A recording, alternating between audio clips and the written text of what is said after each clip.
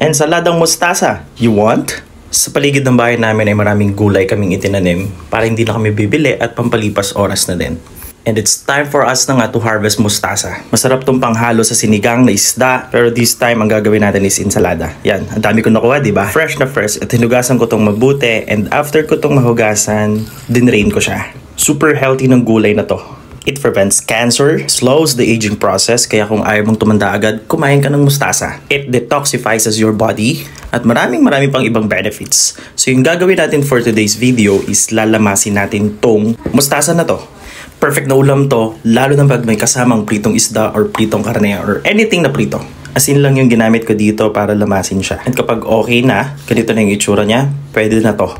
Nilagyan ko lang din to ng onion at konting patis. It's up to you, pwede mo din to lagyan ng century tuna or what. And calamansi juice. Yan, para perfect yung lasa na to. And now it's